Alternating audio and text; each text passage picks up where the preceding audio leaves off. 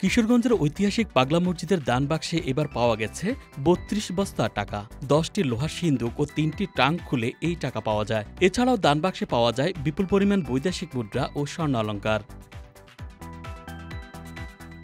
৪ মাস ১৭ দিন পর কঠোর নিরাপত্তায় দান বাক্সগুলো খোলা হয়। পাগলা মসজিদের দান বাক্সগুলো সবশেষ খোলা হয়েছিল ১২ এপ্রিল।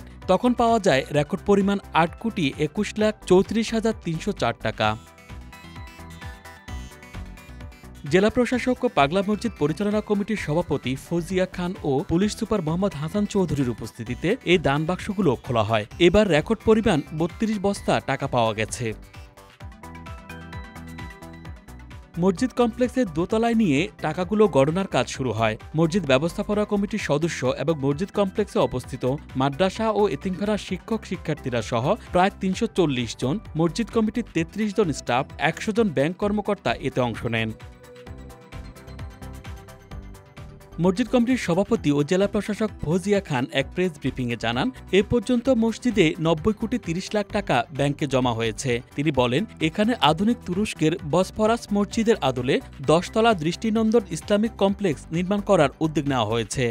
আর সেখানে ৬০,০০০ মুসল্লি একসঙ্গে নামাজ আদায় করতে পারবেন বলেও জানান তিনি। আমাদের যে দান বাক্সগুলো আজকে আমরা ১৩টি ট্রাঙ্ক সিন্দুক খুলেছি এবং আমাদের ৩২ বস্তা আমরা অন্যান্য জিনিস পেয়েছি, যেটা ইতিমধ্যে গোনার কার্যক্রম শুরু হয়েছে। আজকে আমাদের এই কাজে সহযোগিতা করছে জামিয়া আহমেদিয়া সুন্নিয়া মাদ্রাসার ৩৪০ জন শিক্ষার্থী এবং এই কাজটি আমাদের দিনব্যাপী চলবে।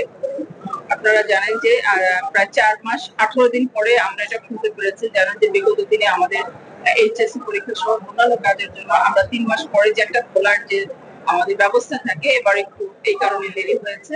Dhaka express desk report.